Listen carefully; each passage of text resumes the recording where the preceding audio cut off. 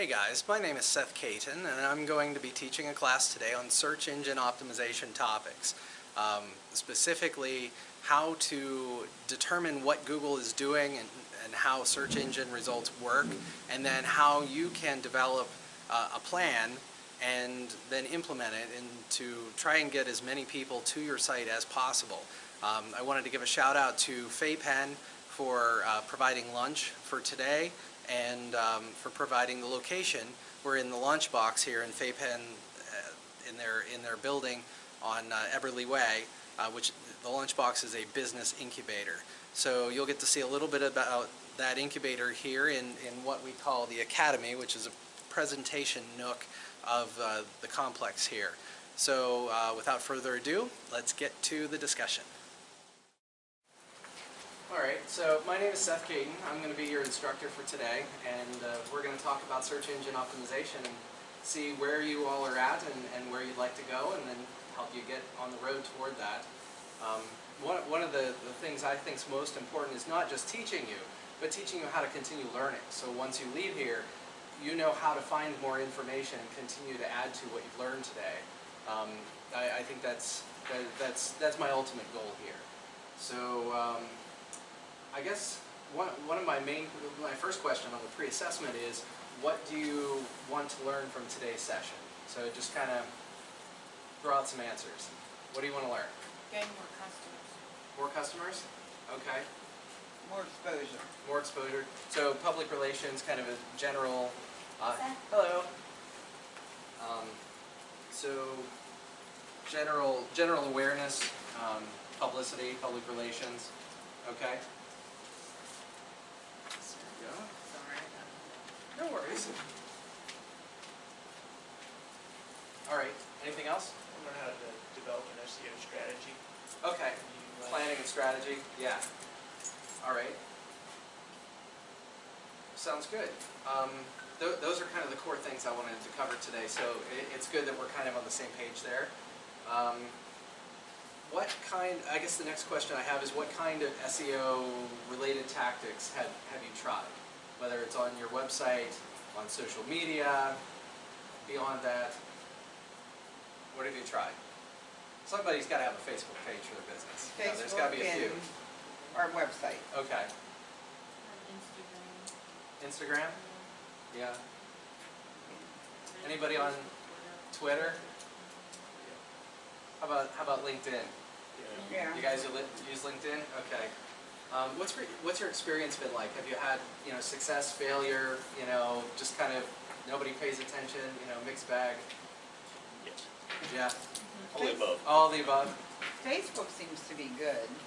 Yeah. Wonderful. Wonderful. Tell me more about that. Our Facebook seems to be getting stuff out there a lot. Okay. The problem we're having is consistency. I think the more that we keep putting on the Facebook page, the more people will be looking at the Facebook page and getting stuff out. The problem we're having is putting more stuff on Facebook. It seems like once you do start putting it out, and it rolls, Yes. But that's the problem we're having now. Like, is keep putting it on. Well, yeah, and it's tough to find the time, and sometimes you don't have the extra manpower to say, hey, you take half a day and go, get on Facebook, Instagram, Twitter, and just go to town. And that's the case with any business. So one of the things I would say is, whenever you can, try to schedule the posts that you're making. Facebook will let you do that for your page. So the scheduling, I mean, you can take an Excel spreadsheet and just write out 10 quick blurbs. Maybe there's a photo that goes with some of those, or a video you'd like to share. But if you batch that, we'll talk about planning that sort of thing a little bit. I mean, that can definitely help. Finding the time, it's like anything else. Sometimes it's hard to find the time. So, in terms of, I'm curious about keywords. What kinds of keywords would you like to rank for? There's really no wrong answer. I'm curious to see what kinds of keywords, and then what type of business. So, what do you think? Yeah, be insurance, like homeowners insurance. Okay. basic, anything insurance related. And specific to southwestern PA? Yeah, I'm Pennsylvania license, like I only do Pennsylvania, so Okay. yes, 75 mile radius from Perry Outpost, basically. All right, okay. What do you think, Brenda? I use like autism. We work with, I'm from the art, we work with people with intellectual and developmental disabilities. Okay. So we actually get a lot of calls from shelters for some reason, asking if we're taking in stray animals. And so that's kind of started my SEO. I have no idea, unless it's Noah's Ark, that's the only thing I can figure. That might be it. That's the only thing I can see. Yeah. So There's a kennel called Noah's Bark. oh, really? Because the receptionist is always like, Brenda, I keep getting, I'm looking, I don't know what to, so I want to just, I try to use like autism and, like I said, IDD services, so that people can see the broad spectrum of services that we provide. Okay. All right. Okay. So, each one of your businesses is unique. That's one thing. So I can't just say like, okay, these are the keywords you want to use, but I can tell you location is important. That's very important. So if you wanted to rank for autism services for the whole country, or if you wanted to rank for pizza shop, pizza shop's a great example. If you Google pizza shop, you'll find a Wikipedia article about what a pizza shop is, and you might find a couple that are maybe in New York City or Chicago or something, and some news articles about things like that. It's really hard to rank at the national level for some things like that. But if you were using, keyword-wise, if you were using pizza shop in Uniontown, PA, that's very specific. And Google can figure that out, that, okay, you are a pizza shop, you're here, and so you're able to get people from here who are searching for what's the best pizza shop in Fayette County, or what's the best, where can I find Chicago-style pizza in Pennsylvania, or whatever the keywords are. So if you do Chicago-style pizza, you're probably one of the few in the area that does that. So that, you could focus on one specific set of keywords instead of trying to promote yourself as just a pizza shop, to pick something that's unique. Maybe it has to do with the dough or the sauce or the cheese or something like that. So trying to find something that you can rank well for and then build upon that. Find out how can I get to page 1 for certain keywords and then add on to it. So, great input so far. Thank you for sharing what you shared. I guess in terms of radius of miles and major competitors of yours, that's going to be way different for every one of you. Whether it's machine shop or touchscreen company, graphic design, insurance, there's all different kinds of, radiuses there. But that's more for you to reflect on, to say, okay, what kind of location keywords should I rank for? Uniontown, Connellsville, Fayette County. Google's pretty good at figuring out locations, so you don't have to overdo it. But proximity of words, how close they are together, is usually pretty important. So if you're talking about, you make blue widgets, well, blue widgets in Uniontown, PA, we sell the best ones, we manufacture them here, so on and so forth. You could write paragraphs just on a fictional company that makes blue widgets, but that's kind of the metric. Put the location and what the keyword or phrase is close together. And whether that's social media posts or that's blog posts on your website, latest news, if you have press releases and you post those on your site, when you write the press release, including location words close to your keywords, I think it's not a bad idea. And then, of course, get the press release out everywhere you can. I'm fairly certain you could find at least one newspaper in the area that would run it, or run a story on whatever it is, as long as it's newsworthy. My degree's in journalism. I've got some experience, a little experience writing for newspapers, and writing in other ways. So newspapers are kind of sometimes touch and go. It depends. Do they have the space to put something in? But you can still post a press release on your site, and you can share it on social media. So, all right, enough of me rambling. Let's get through some slides, shall we? All right, so do you kind of have an idea about search engine optimization, like what it is? What would you say, Ashley, what would be your definition of search engine optimization? I have no idea, because Debbie handled it until today. She's like, you get here. Yeah, Learn. and Okay. this is why I'm here. So essentially it's using the right words, and by right words I mean what are the words that people are using to search for your type of business or your type of organization. And Google has a great suggestion tool that you run into it every time you Google search something. If you type in pizza shop, down comes that drop down and it suggests a bunch of things. So if you are going to search for autism services, it'll give you other keywords that are related to that. Well, that'll help you learn what other keywords that you could use. And you take that and pair that with location, so you could Google autism Uniontown, PA. What other words does it suggest? There might only be a couple, but those are valuable. And so it's all about finding out what the people are searching for, the words they're using, and then find out if those are the right words that you want to use, and then implementing them. So we'll talk a little bit about how to plan for this, how to put things together well. And I have a proper definition here of SEO. Just making sure your site is structured in a way that search engines understand, because that's going to help people get there. So you kind of have to bridge the gap between your site, the search engines, and the people that are using the search engines.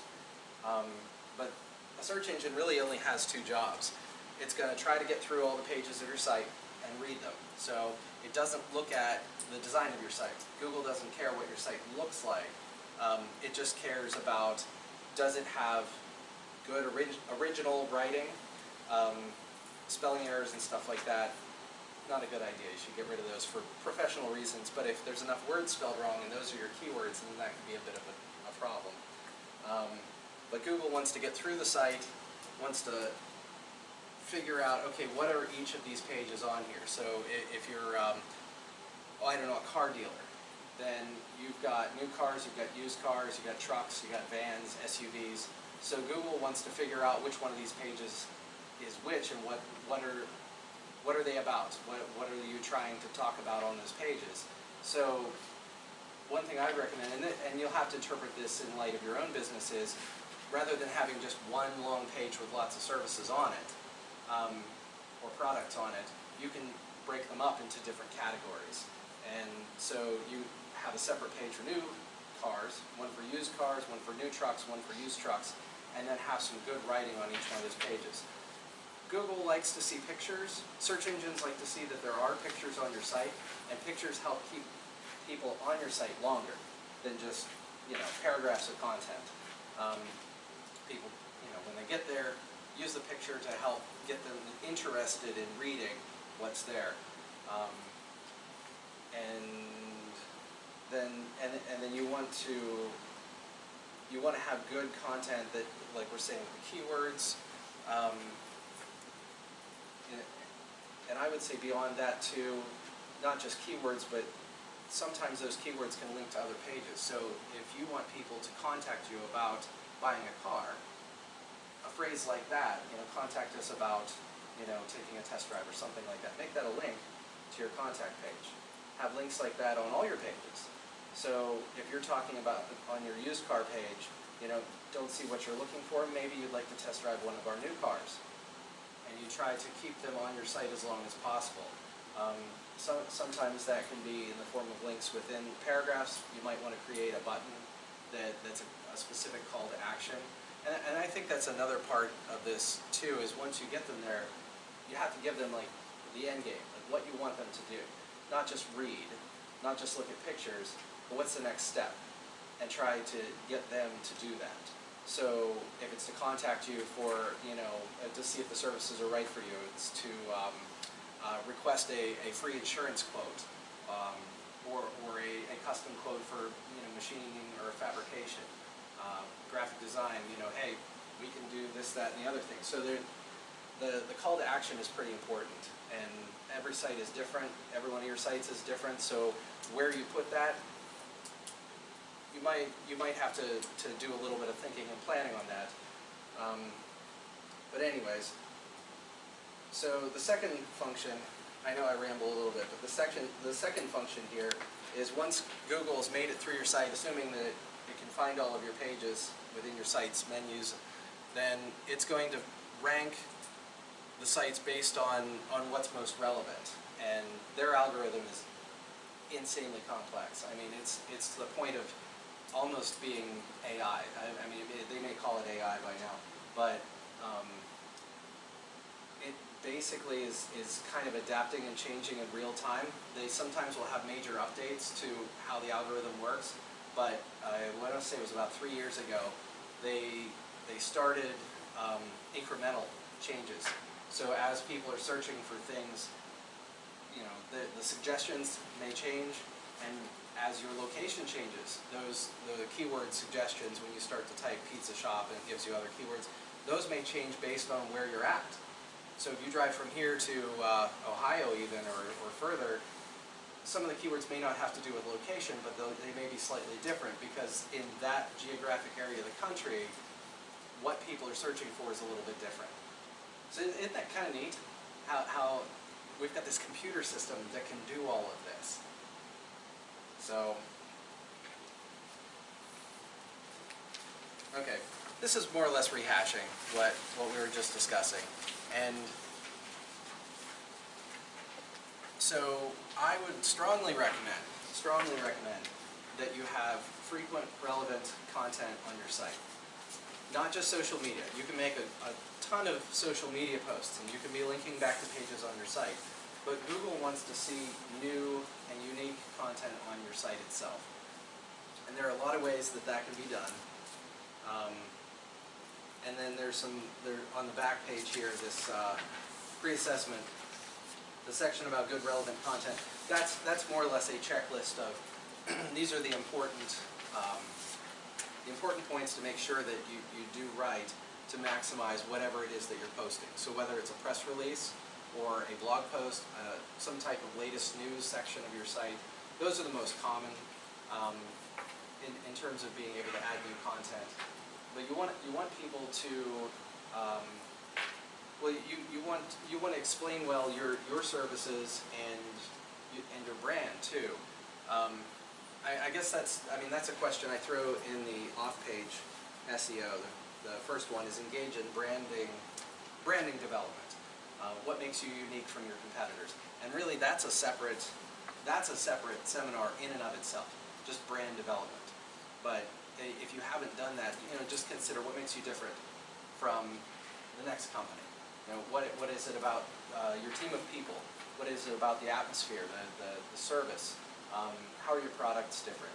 You can Google branding development tutorials, and that'll get you started. But that You can hire a professional like Seth. Well, yeah, you can do that too. I'm trying not to shameless plug too much. All right. Yeah. So, but yeah, in terms of writing, and writing does not have to be spectacular. You're not trying to win awards here. It'd be great if you did, but your main goal is writing, and then sharing what you write on social media, and including pictures along the way that help illustrate what you're writing about. And trying to get links. That's the other thing. There are right ways and wrong ways to do links. Used to be. Now we're talking 15 years ago, 20 years ago. You could pay for links and get thousands of links to your site and end up on page 1 instantly. That's not the case anymore. Google's algorithm is good enough. They know where the link farms are. So if you start paying, and I have a therapist in Boston, it's a client of mine. She was referred to me by her son, who's here, and he's got his own business. But she had been paying $400 a month, $400 a month for link building, and this service probably subcontracted to some third world, group of people who do this sort of thing. They were putting up blogs all over the place with lots of links back to her site, and she disappeared from search results. Her site was gone. And so I was told, hey, go call her, see if you can clean up whatever's wrong here. And my first recommendation was stop paying all that money. Stop paying all that money. You'll eventually get back into search results. It just is going to take a little while. And it took a few months to get back to page 1 for certain keywords that she had been there before. And then since then, this is actually an interesting thing you might want to try. She has a blog section of her site that covers major topics she wants to write about, and write a lot of content and throw some pictures in. But we did this thing called tips, and it was more or less just a sentence, a snippet, just one thought, one quote, and then a link to whatever the article was. And she writes a lot of articles on Newsmax. So it was a link to that, or it was a link to a blog post. And we found that over the course of about a year, she went from the bottom of page 1 up to close to the top, and it's kind of bouncing around with Psychology Today for the Boston keywords we were doing. So you don't necessarily have to have long content, but it needs to be relevant and it needs to be fairly frequent. How frequent? That's going to depend, again, back to the question, how much time do you have? And I guess that's a good question to ask you guys right now is, how much time do you think you could put towards whatever you end up planning to do social media-wise? How many hours a week do you think you would have? Ballpark. Doesn't have to be exact, but just a mental exercise. 4? What do you think? We don't have social media. No social media at all? We're a chemical Okay. manufacturer. Okay. We have a website that is professionally done. Yeah. It's already done keywords and everything. So you've done a lot of that? Okay. But no social media. So your interest is more in developing the social media side of that, or what? I don't think he's going to do social media. Okay. For the simple reason we are a chemical manufacturer. Yeah. Use the word chemical manufacturer and you get a lot of stuff you don't want to come into. I can see that. So Mike, the reason why I'm here is we want to know how that we can get more business to our website. Okay. We do have the keywords, we Yeah. have the pictures, we have the credit app online, we All right. have all of the website information. Mm-hmm. I talked to our marketing person and the company that we use, and she says for us to use the Google AdWords or something, it's $3,000 a month to use these things. Google AdWords is not cheap. Right, And it's not for everybody either. exactly. I have seen and I've heard stories of people who have, spent, crazy amounts of money, several $1,000s a month, and they'll see an increase in clicks to their site, and that's it. And that's our thing, like, we have the keywords, we have all of this Yeah. stuff that you're talking about. We want to know that when somebody Googles, say, a defoamer, Mm-hmm. how do we get our page to come up first? That is why I'm here. Okay. We did all this other stuff already. Interesting. Maybe you don't have the right keywords. Well, If you're Googling defoamer, yeah. Comes right up. you want a defoamer to come up. So Yeah. no matter what you do, you want solidification. Mhm. As soon as you write the word solidification agent, we want our page to come up first. Are you doing like blogging or the news posts? I think Can't really do that with a Okay. chemical manufacturer. Our stuff does not change. But what does a defoamer do? Like, Yeah, what does it do? A defoamer is, say, we'll use the oil field for experience. So you Okay. go out and or a water treatment plant. So Yeah. you get the foam in the water. This treats the foam in the water, so it makes it go. It'll take the foam away, so you just get your water. Okay. It sounds like you need to explain your chemical, because the thing about it is, if I didn't know how to get foam out of water, I would type in, how do I get foam out of water? I wouldn't just automatically type a chemical name or defoamer, if I didn't know that existed. If you're looking for a defoamer, you already know. You already know. You Okay. already know. If So you're you're a looking chemical for a engineer, solidification or- agent, you okay. know what you're solidifying. Okay. That's what I'm saying. We Yeah. don't have a normal Company, yeah. company Yeah. that you would put the correct links to. That's what I'm saying. Like we're in a hitch right now. Mhm. Yeah. Yes. Do you do any direct marketing? I know this is deviating a little bit, but this benefits everyone. Offline, do you have direct mail campaigns? Do you have email lists? We do a lot of water treatment facilities, your Okay. wastewater plants. So we do have sales agent that goes to those companies, or like Bell Vernon wastewater. Like we're there. You have Brownsville.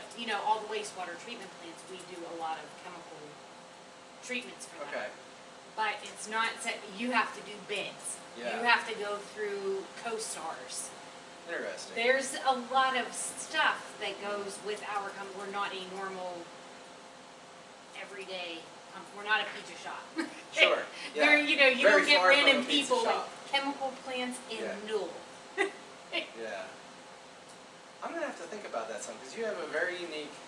Right, The thing is, so- like, I see a pattern here where you definitely send out salespeople to network socially with other people in the business, but you guys have to be extremely sensitive with using social media.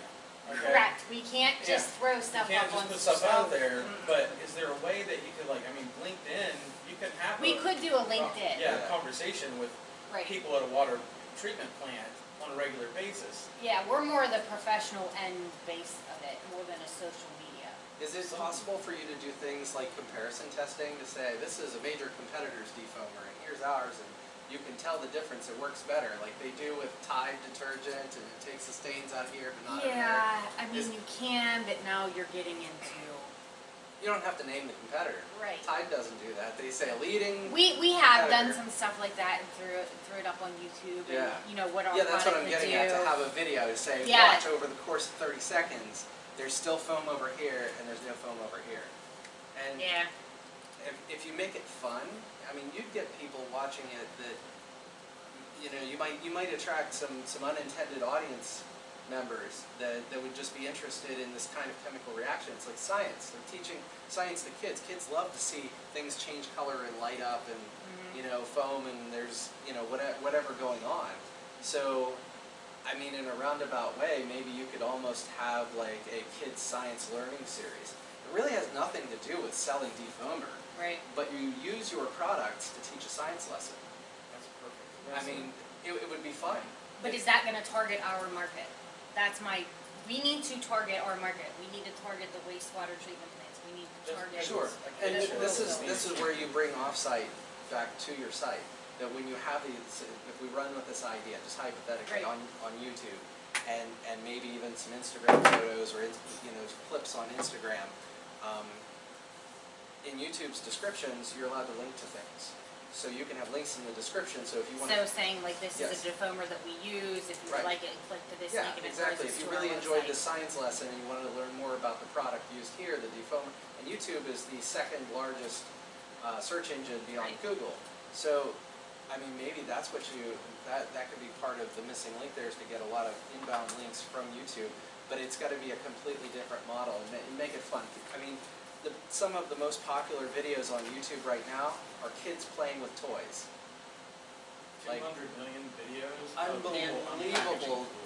These kids, they have all these toys and they unbox things, and it's like, here's a Lightning McQueen still in the packaging, and you watch them open the packaging and take it out and talk, and it's adults acting like kids.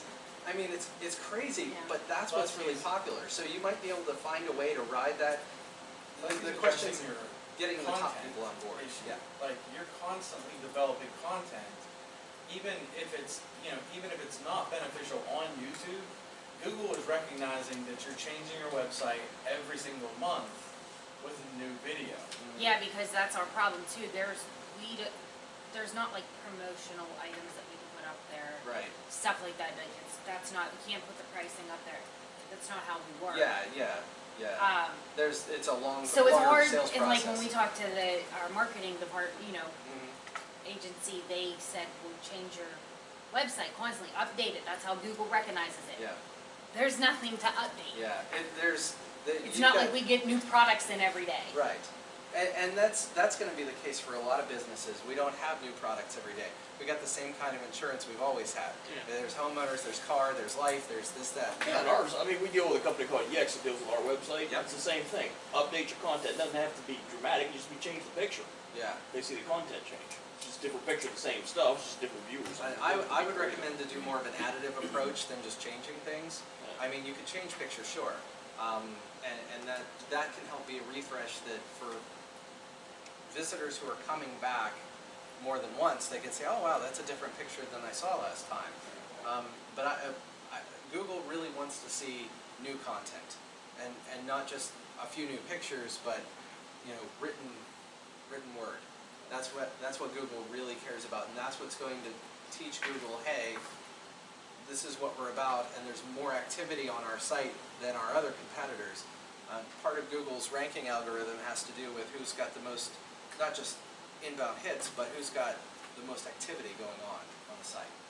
So, I would say find a way if you can. I mean, if you're in a tough spot where you can't really write too much about the products themselves, then find a totally different avenue, like kids' science lessons or whatever it is. I mean, brainstorm. You know, get some other people's brains involved and see what you come up with, even if it's something completely different. And it could be, you know, in the case of autism services, maybe there's going to be, or even machine shop.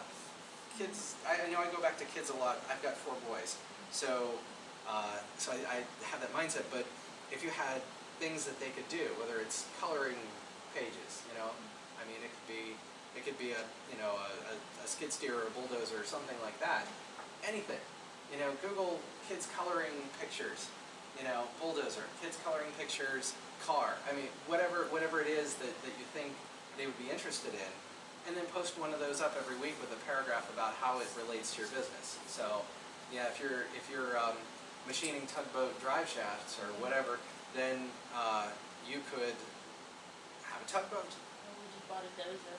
Yeah, and you're right. So it could be, you could be crafting a mini press release news story within something that's fun and interesting. So you have your content, you have your picture, you have something interactive that people can just click and open as a PDF and hit print. And print it out for their kids. And oh, by the way, that picture of the dozer, it's got ZRM Enterprises at the top, and it's got your contact info and the fine print at the bottom. So really, sometimes it's taking creativity to a whole different world, you know, you could do the same thing keyword research-wise, trying to figure out, you know, when people are searching for coloring books or pages to color, you know, do they search for, you know, bulldozers to more than, you know, I don't know, other keywords that, whether it's a car or a plane or any other object they might be interested in. Try to pick popular objects is what I'm saying. So,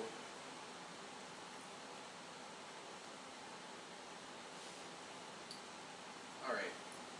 So I know we've really deviated from the slides, but that's okay because I hope that you're gaining a lot from this. I hope that you're really, you know, you feel like you're learning so far, gaining some new information. If you don't understand something, or if I'm going too fast or whatever, just, hey, slow down, you know. I'm not going to be offended at all. I want to make sure that you're gathering useful information that you can take home and you can process, and also on this whatchamacallit, this SEO checklist, there are a few links there that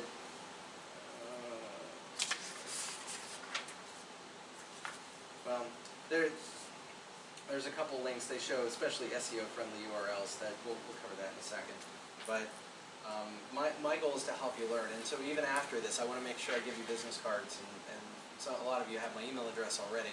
If you have questions after the fact, I want you to email me and say, hey, I'm curious about, or what do you think, and you know, just, you know, take a few minutes and I can give you a response back, because I want you to keep learning. And there are some keyword tools that I think are pretty good, and I'm going to share those with you as well. I think it'll help you in terms of processing which keywords should you use and what are related, in addition to, you know, Google's main auto, you know, suggest when you're searching. And we're going to do some Google searching as well. Food's going to be here in about 20 minutes. So, do you have any questions so far? Come on, somebody's got to have a question about something.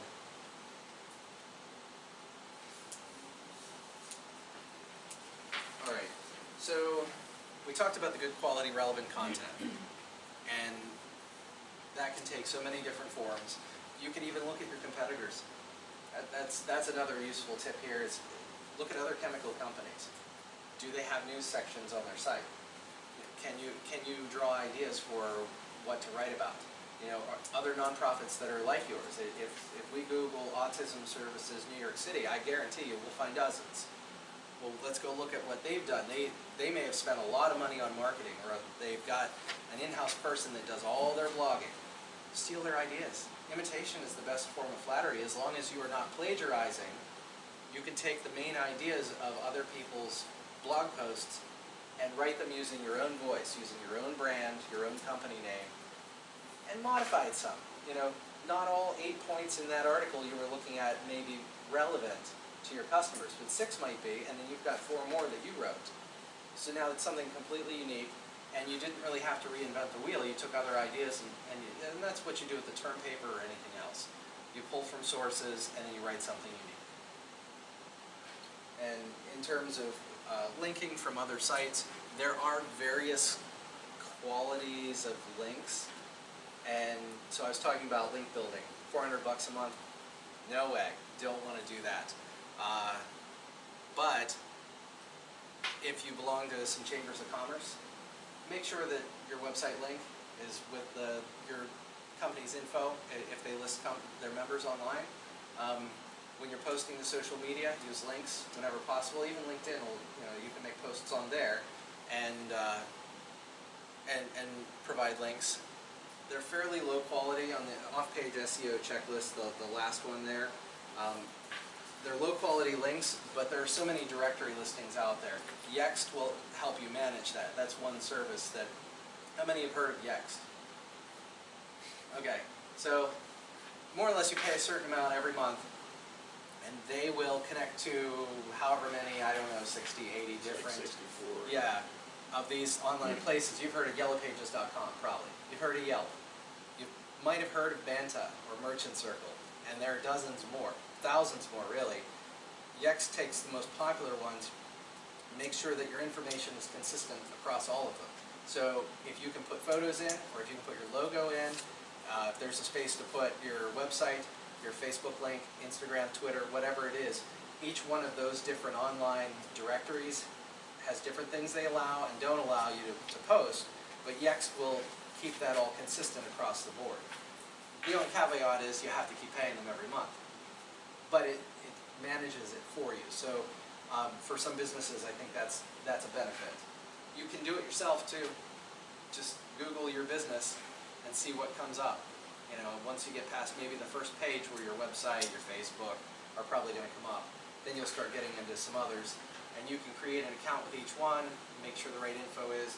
I did that for ZRM Enterprises quite a while ago, and I found that in some cases, they were listed as a chemical supplier. No idea why, but all the other info was correct, but the category was wrong.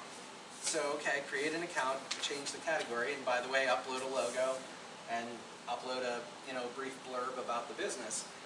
So then you've got some keywords there on those. Now, Google doesn't rank those as very high quality links, but there's a lot of them out there. So it can't hurt, especially if someone stumbles across yellowpages.com and they're just looking for machine shop in Uniontown or autism services in Uniontown, things like that.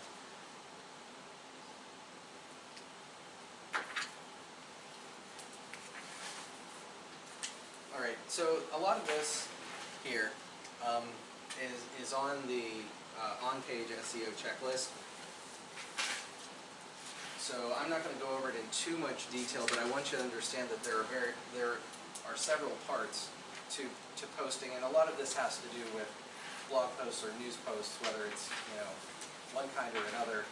And I know you've done a lot of keyword stuff already, yeah.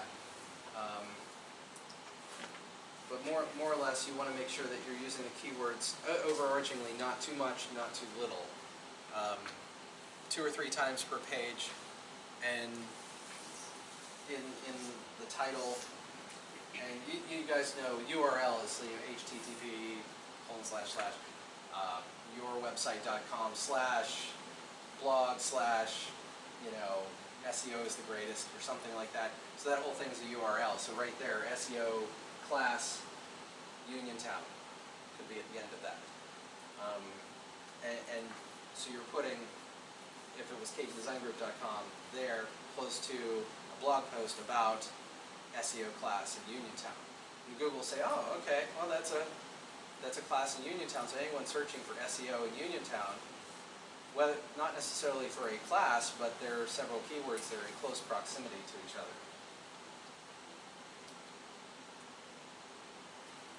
Seth, I do have a question. Yes.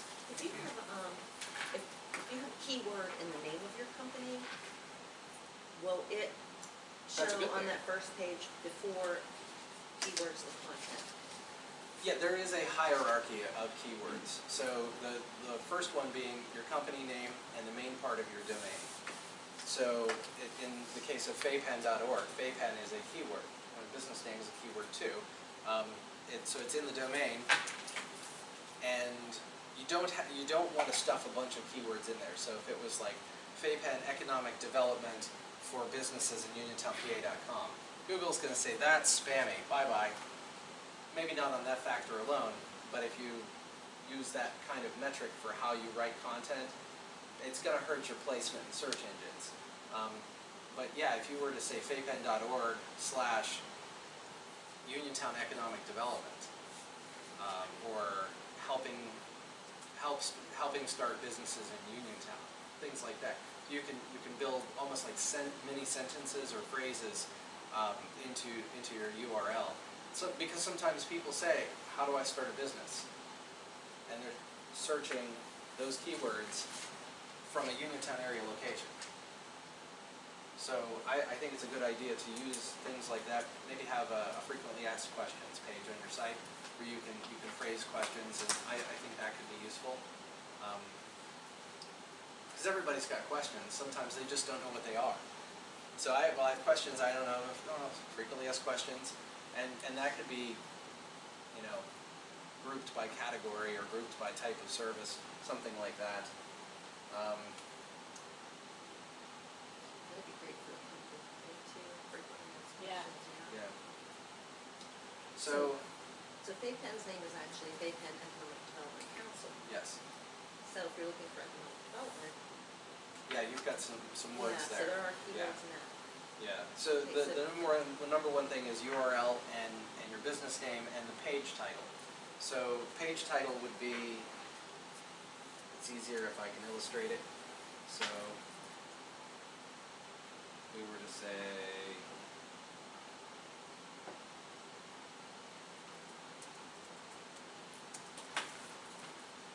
so you see how we got some different search suggestions here. There's Uniontown, Ohio. And each one of these is going to give you a slightly different array. I mean, in the case of car dealers in Uniontown, PA versus where you add the zip code, the results are going to be pretty much the same. There might be some minor differences. If you're bored one day, you could search similar keywords like that and see how different they are. Sometimes they're more different than others. So browser page title. All right, Jim Shorkeys, here we go. So they're number one. Number two, so if you look at this, the link that's here, the words in that link are part of the browser page title. And in their case, they've done a pretty good job. They have the business name, they have a location name, the car manufacturer name. They did use Uniontown twice. That's a little bit of a waste because you could fit a different word there.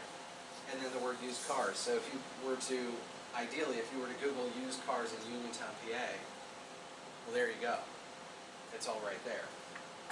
Beyond that, in terms of importance, would be any subheadings and page content. So you notice when you get here, that browser page title, you don't see Jim Shorkey, Kia, Uniontown, PA, Uniontown, anywhere is the actual title of anything. What they have here are some different subheadings. So this is a subheading, and then there's content below it, and then you've got another subheading and content below it. And if you have a page that's fairly long with a lot of content on it, breaking it up with subheadings, I mean, it could help a little bit, especially if the content is not all relevant to one topic.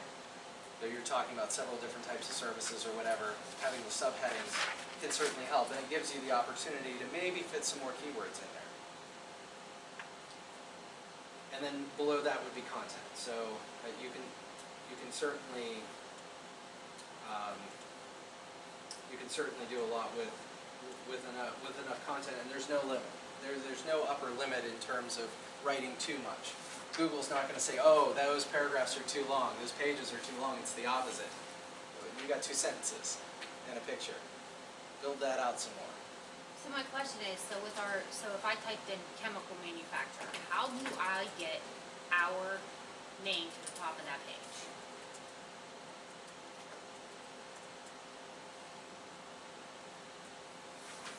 I mean, it's Well, there. you're saying that you don't do frequent content posting, Right. new content. So by us That- doing I would- that, I would that will, recommend that. okay. That's the number one thing I could say for you right now. And the number two is try to link to that from whatever other places that you can. Okay. So But other than yeah. paying for like ads or anything like Google ads, you could pay for ads. It's a mixed bag. You might get calls. You might get right, people in but the that's sales what we're trying to pipeline. say, is it Yeah. worth the $3,000 to $4,000 a month to do this? Yeah.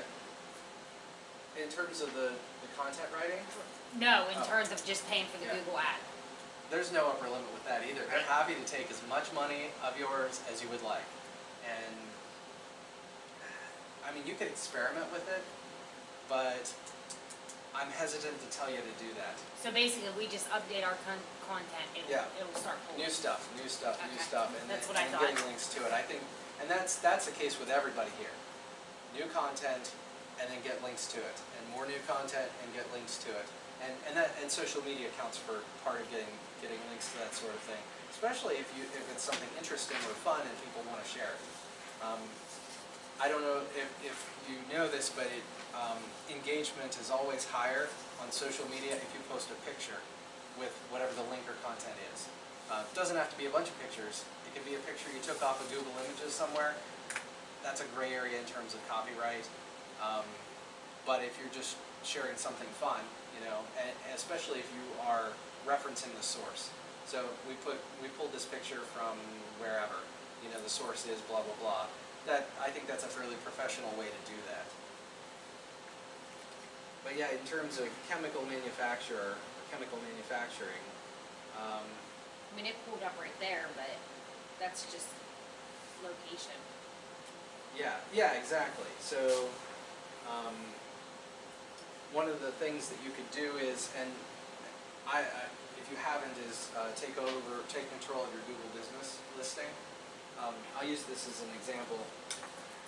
Let's see if it'll bring it up here. Nope, that's map. So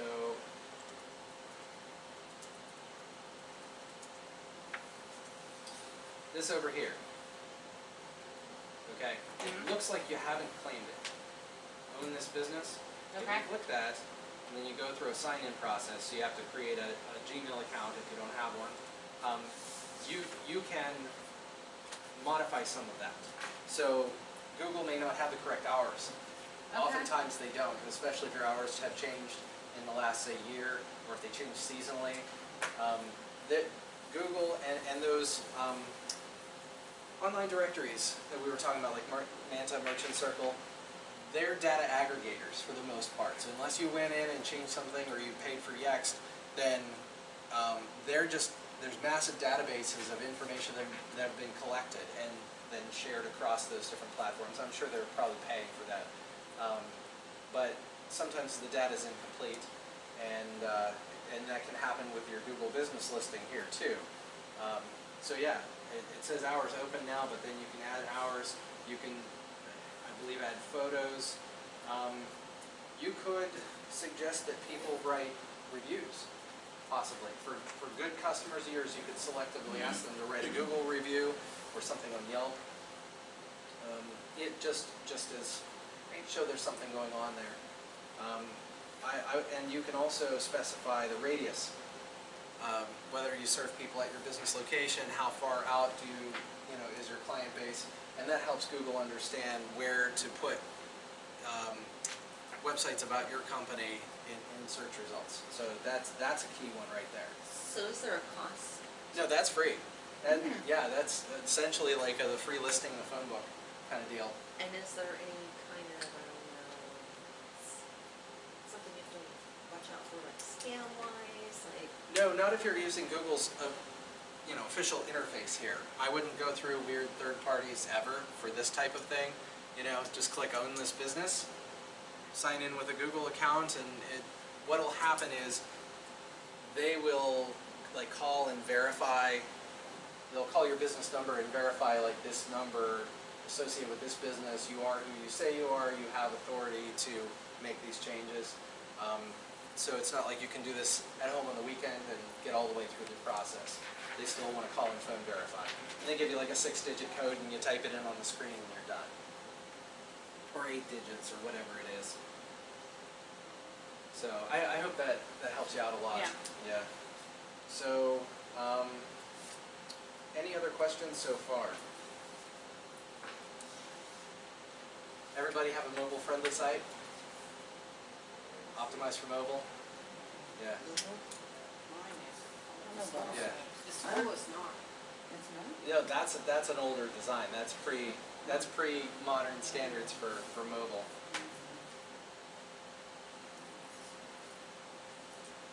Mobile friendly is important. Google can tell if a site is optimized for mobile or not. I like responsive technology the best. There's different ways to do it. You can have your desktop site and you can have a mobile site that are separate. They're a little more difficult to manage because sometimes you have to update it over here with a new blog post or whatever, and then you got to do it on the mobile one too. With a responsive, all it does is your device says, okay, my screen width is 400 some pixels.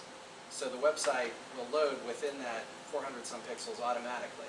And if you turn the device sideways, it readjusts things for the screen width. That's all the responsive is doing. I think that's a little easier to build and manage.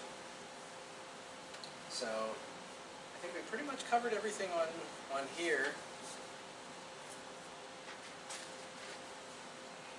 We talked a lot about content. What this, social signals, what that just means is user engagement, people liking or sharing or commenting, clicking through on links to your website or to wherever you're linking, whether maybe you're linking to YouTube videos or if you're using Instagram, you can cross-post to Twitter, and so it'll post your photos or videos on Instagram and then post your Twitter account at part of the caption and then a link to the Instagram post. Can Facebook do that too? Can they cross-post to Instagram if you had an Instagram account? I don't know. I don't know if Facebook can cross-post to Instagram, but Instagram can go to Facebook. So I'd imagine both ways. Do you suggest that if you post something on Facebook, post it on Instagram too at the same time? Because I know there's like 2 different markets. But Yeah, it is 2 different markets, and so I would say try it. I would say try it to do there's 2 ways you can do it if you're using Instagram and Facebook. You can do it the way I just described, where it does a link back to Instagram, so it's trying to drive people to Instagram. The other way would be post your photos on Facebook with the caption, post on Instagram with the caption, and keep them separate. So you could try both ways and see if there's any difference at all. There's a little less work involved if Instagram's handling the posting to Facebook and Twitter automatically. So that's trial and error. And to a certain extent, that's what search engine optimization is too, is trial and error. Try something new, see how it works.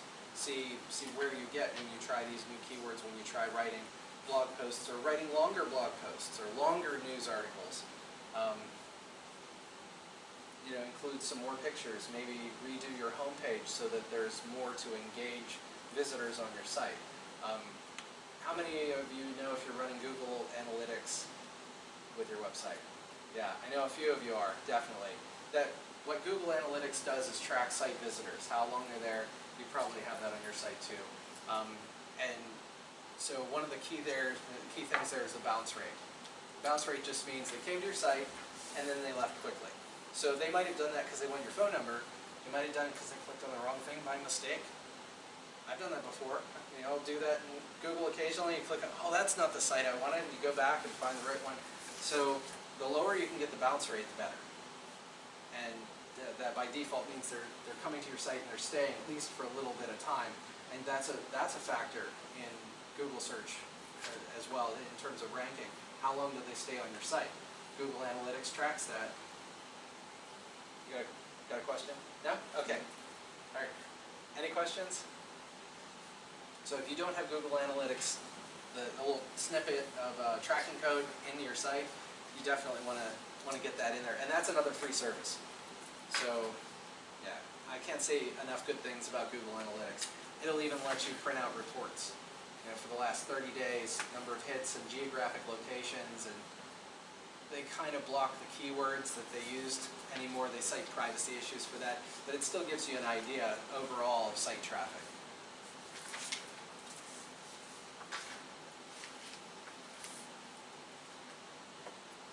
So in the do's and don'ts section, that's where I've got the bulk of the other services and links here. Yeah, you should be able to read those pretty well. I'm also going to, I want to get everybody, make sure I have everybody's email address, because I'm going to send this PowerPoint out to you as a, probably a PDF or something like that. So these links are clickable. It's a pain to have to type out stuff like that, so I want to make sure you have it all. I do like the keyword, Moses Keyword Explorer. I like it a lot. The free version only lets you do 10 searches a month, but that's enough to get you started. And so if you have a few different email addresses, you can create an account with each and do your 10 searches with each. That's a lot better than paying $180 a month. Like, I don't even pay that. So I just use the free part of it. And you know, in terms of what not to do, well, don't expect instant results with anything that you do. If you're doing, you know, blogging, like I did some blogging for a contractor for a while, and it was several months before they started jumping up on page 1 for keywords like kitchen remodeling in Uniontown and that sort of thing. But once you get that base established and you're showing, hey, this is good content about home remodeling, good content about you know, kitchen renovations in Uniontown, PA, and bathroom tile available in Fayette County, different kinds of keywords there without going spamming. I mean, it works, and you know, without the possible penalties of paying for links or, you know, don't ever have lots of white text on a white background. I know that's kind of old. That's kind of an ancient way of doing things. They used to have like thousands of synonyms, and it was white text on a white background. There's all that space at the bottom. That's a surefire way to disappear from Google. So we talk a lot about keywords, but yeah. what does the hashtag symbol do? Does it? So hashtag is kind of it's a way to share by topic. So, for example, if you were to post what you had for dinner, you know, you had steak and potatoes, some nice restaurant, you could do hashtag ribeye steak. Okay, I guess we're going to need to break for lunch here, but yeah, hashtag's a great thing. So hashtag ribeye steak. Well, anyone else who has posted that hashtag on, say, Facebook, if you click the hashtag, then it'll list posts by other people about that. It's useful for world events too. So if there was an outbreak of West Nile virus in, you know, China or something, you know, hashtag West Nile virus, hashtag China, you know, then you're able to just click one of those hashtags and read other content on Facebook. Instagram's the same way, Twitter's the same way. They all use hashtags now. There's different schools of thought about how to do that. Instagram, most people, what they do is when they post a photo, they'll write a caption, have a few lines down, and then they put a whole bunch of hashtags in a row. On Facebook, and to a certain extent on Twitter, they tend to build the hashtag into the sentence. So if they're talking about, did you hear about hashtag West Nile virus in hashtag China? Question mark, you know, read this article. So there's different ways you could do that. I think either way is fine. The way Instagram is set up, it's a little bit better to put them all at the end. Twitter is short enough that you can't really waste words. So building them into the sentence seems to make sense. Would that help to get your business out there? Well, I think it would, because if someone is following a hashtag for West Nile virus, and you are making posts about West Nile virus, if you're maybe you're a medical center or something like that, and so you're commenting, you're offering commentary on what people should be doing. about this. You know, wearing a face mask, wearing gloves, don't go out in public if you're sick, things like that. If someone's following that hashtag, they may stumble across your tweets, your Instagram photos, and so I would say definitely use hashtags for relevant topics. So maybe, I mean, you could even try that with like defoamer or something. I don't know. It might. Great. I would say first, search that hashtag. So if we were to go to, I'm just curious to see what happens. So I have no idea. Search Twitter, hashtag, there we go. Okay, so A.S. Patterson Co. Camar. So there are people talking about plasticizers, defoamers, concrete. There you go. So you've got possibilities there. If I can get them to do social media. Right. I think you almost have to like trick them into seeing something, Hey. not in the light of like, should we do this, but hey, did you see what people are talking about on Twitter? I did hashtag defoamer. Look at all this stuff. These are Yeah. competitors, and they're talking about this, and if we should be saying the kinds of things they're saying and using these hashtags. So you lead them to that part at the end. Maybe. I don't know if Yeah, it we've will work. tried that too. It doesn't work? Mhm. Okay. Stick in the mud. Oh. Yeah. Nothing new. Uh-huh. Yeah, there's, I mean, this just keeps going and going and going. So, I mean, number of posts, it's probably not even going to tell me. But I'm sure it's a lot, because if I go all the way to the bottom here, and then, yeah, okay. So there's not an insane amount, but. But if you were looking for a defoamer and you were on Instagram, that's what's pulling up. Yep. Not us. Yep. Yeah. So you could paint it from the angle of, hey, we're losing business because we're not on here, and these guys are, and they're communicating, and they're getting likes and they're getting retweets. Some of them. Yeah, like this. That's something completely different. So yeah, at least a couple of likes and sometimes a retweet. Yeah. BASF. It sounds like you might just need to focus on what you can and can't say and have somebody dedicated to Yeah. having that conversation. Because And that's kind of a branding and marketing language thing too. Yeah. You know, Yeah. what are we comfortable talking about in public? yeah. We should probably break for lunch and eat some food. How's that sound? We can keep the discussion going too. I think we're really onto some things here. But let's definitely eat. Okay, everybody, we just concluded the first half of the session and we're going to be breaking for lunch. We had a lot of great commentary and a lot of good talking points were covered. And so I'm looking forward to getting some feedback over lunch and then continuing the discussion afterward.